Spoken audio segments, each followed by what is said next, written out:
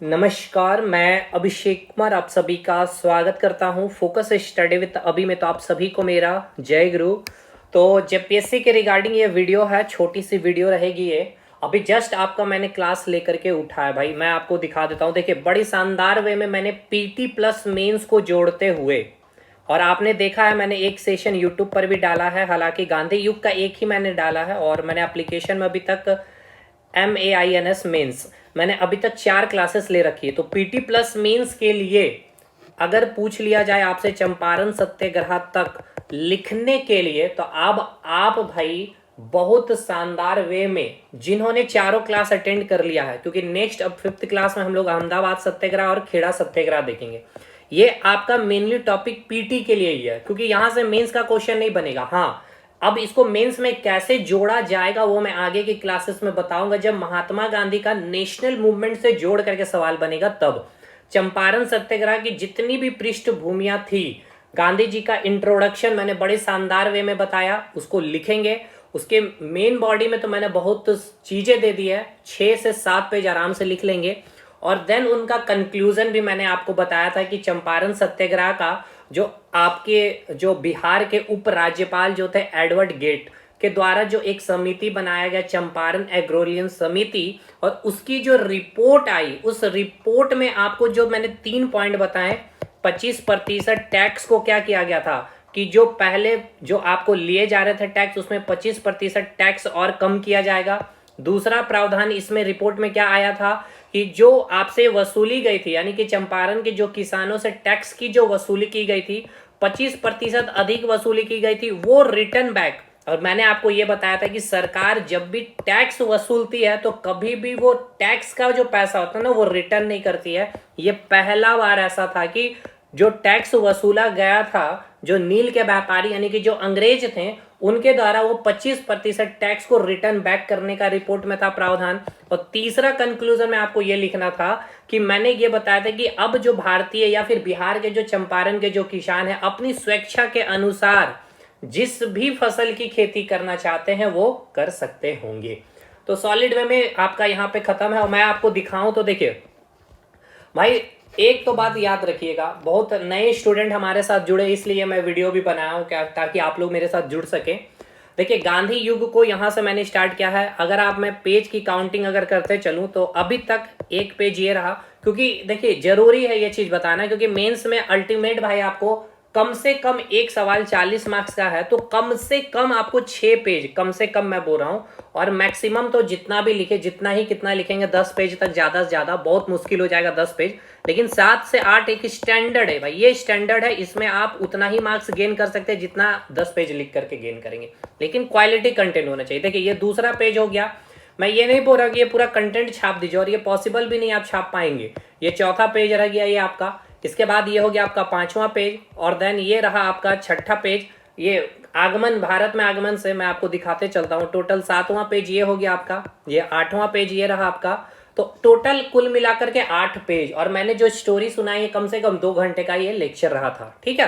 तो इतना कर लेंगे, और ये 8 जो पेज का जो मैंने नोट्स अपलोड कर दिया। और देखिए ये मैंने पढ़ाने के दौरान, ऐसा नहीं कि मैंने PDF खोल के ही पढ़ाया था, ये भी एक मिथ जो यूट्यूब पे चलते हैं। देखिए मैंने सारी चीज़ों को स्टार्ट किया, और मैंने पीटी के लिए फ्लो चार्ट भी सिखा दिया है। यहाँ से जब लंदन जाएंगे गांधी जी अपनी वकालत की पढ़ाई करने के लिए, यहाँ से पूरा 1888 से लेकर के चंपारण सत्याग्रह का पूरा मैंने फ्लो चार्ट भी आपको दे दिया है। नील दर्पण जो पुस्तक आपकी नील की खेती के रिगार्डिंग जितनी समस्याएं चंपारण के किसानों की थी, वो समस्याएं इस पुस्तक में लिखी गई थी दीनबंधु मित्र के द्वारा। तो ये आपका पीटी के पॉइंट ऑफ व्यू से, ये मैं शेयर भी कर दूंगा टेलीग्राम पे भी। बाकी ये नोट्स वगैरह तो अपलोड एप्लीकेशन में। तो अभी देखिए बहुत सारे स्टूडेंट ने, जो नए स्टूडेंट हमारे साथ जुड़े हैं, जो बहुत पुराने स्टूडेंट है तो उनको तो खैर क्या ही बोलना, वो बहुत पहले ही ज्वाइन कर लिए हैं। तो आप लोगों के काफ़ी मैसेजेस आ रहे थे फ़ी के रिगार्डिंग की, कुछ फ़ी में कंसेशन की जानी चाहिए थी। और अगर मैं कहूँ तो वीडियो तो मैंने नहीं दिया था, मैं जनरली वीडियो बहुत कम ही देता हूँ भाई ऑफर वगैरह के बारे में। आपको पता है हमारा प्रीवियस रिकॉर्ड भी, मुझे बहुत बहुत अधिक स्टूडेंट की ज़रूरतें नहीं है, ठीक है।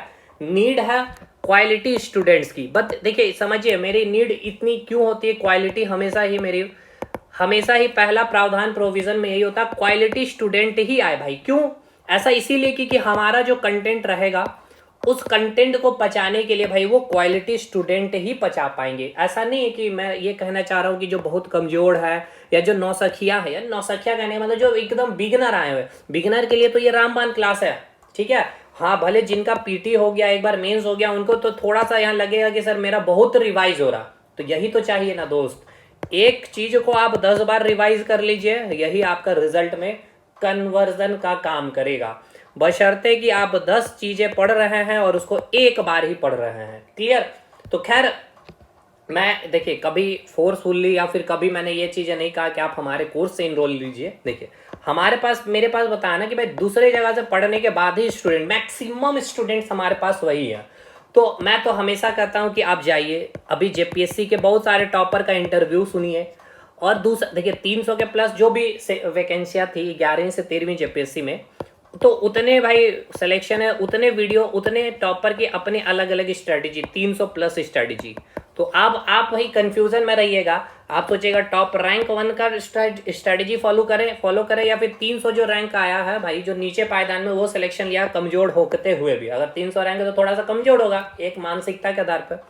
तो भाई ये सब चीजें मिथ है, जो वो किताबें नहीं पढ़ेंगे वो भी आपको बताई जाती है। ये देखिए मैं ये नेगेटिव के पॉइंट ऑफ व्यू से नहीं बता रहा हूँ भाई, आपको समझना है, आप उनसे चीजों को समझिए कैसे क्या चीजें होती है, लेकिन आपको ये समझना होगा कि आप कितना चीजों को कर सकते हैं। हर लोगों की अपनी कैपेबिलिटी अलग अलग होती है। हाँ गाइडेंस एक इंपॉर्टेंट चीज है, तो गाइडेंस तो सबको ही दे रहा है, गाइडेंस आप लीजिए, हर चीज देखिए कहीं से भी लीजिए, कोई दिक्कत वाली बातें नहीं है, लेकिन मूल मंत्र आपको ये रखना है कि कंसेप्ट आपको क्लियर करके ही चलना होगा भाई, रट करके मेंस में तो कुछ नहीं हो पाएगा। और इंटरव्यूअर में भी आप, जब आप इंटरव्यू में भी जाएंगे तो वहाँ बहुत सारे जीएस के सेक्शन में आपके क्वेश्चन पूछने वाले एक फैकल्टी वहाँ पर रहेंगे, ठीक है ना। जो इंटरव्यू जो पैनल रहेगा 3-4 लोगों का, उसमें से एक तो बंदे ऐसे होंगे कि आपसे पूरा नॉलेज आपका फैक्चुअल चेक कर लिया जाएगा, एक आपके पर्सनैलिटी को चेक कर लेंगे, तीसरा आपके जो जॉब प्रोफाइल में आप हैं या फिर आपकी जो भी शिक्षा रही है उसको आपको चेक कर लिया जाएगा, ठीक है।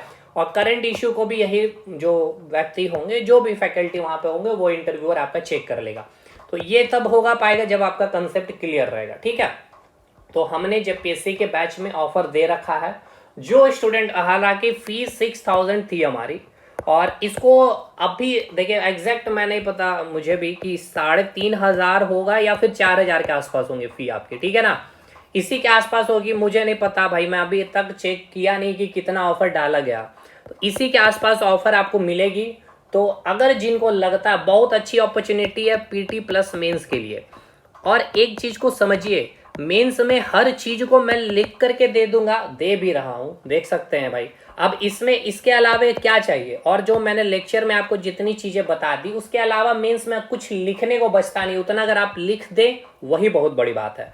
तो समझिए यहाँ पे मैं ये बोल रहा हूँ कि, और दूसरा ना देखिए, लिखने का काम आपका होना चाहिए, जितना आप लिखेंगे, क्योंकि एग्जामिनेशन हॉल में मुझे लिखना नहीं है, लेकिन फिर भी कंटेंट पीटी प्लस मेंस को लेकर के मैं चल भी रहा हूं।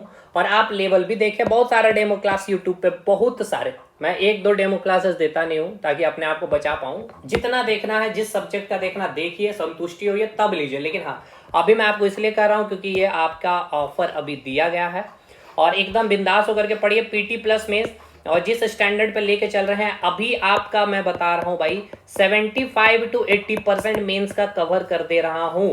और आफ्टर पीटी जब आपका क्वालिफाई होगा तो मेंस के लिए आपके पास इतना समय रह जाएगा, इतना अगर अच्छे से अगर आप अभी पढ़ लेंगे तो बस 10 से 15% वो अभी आपको करंट इश्यू को जोड़ करके बस, ठीक है। बाकी आपको कंटेंट में तो वैल्यू एडिशन का काम करना ही पड़ेगा मेंस के पेपर में, अपनी शब्दावलियों को अच्छा, थोड़ा और अच्छा, थोड़ा और अच्छा, लिखने के क्रम में ही अच्छा होते चला जाएगा।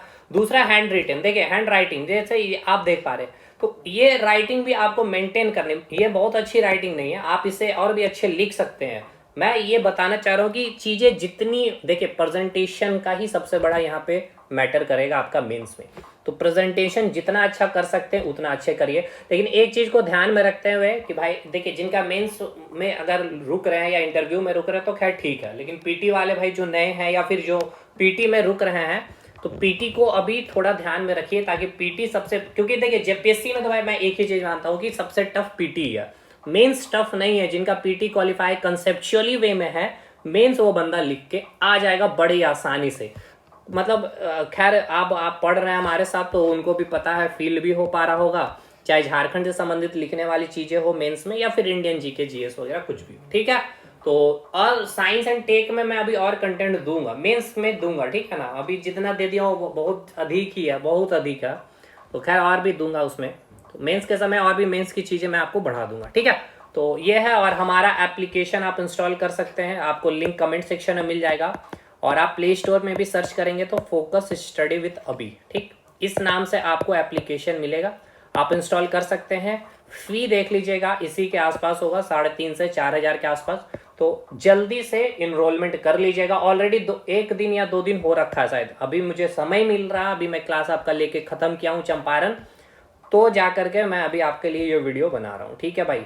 क्योंकि आपको भी पता है हमारा एक और भी चैनल है रेलवे कैंपस, वहाँ पे भी उसकी भी क्लासेस वगैरह मुझे देनी होती है। खैर ठीक है, जो भी है आप बने रहिएगा। बहुत सारी लेक्चर अभी मैं आपके लिए रेडी कर रहा हूँ कि पीटी के लिए बहुत अच्छा हो, आपकी फ्री ऑफ कॉस्ट भी कुछ कर ले अच्छी तैयारी है यूट्यूब से, जो कोर्स से नहीं जुड़ सकते, ठीक। चलिए भाई, मिलते हैं हम लोग अगले वीडियो में, तब तक के लिए धन्यवाद।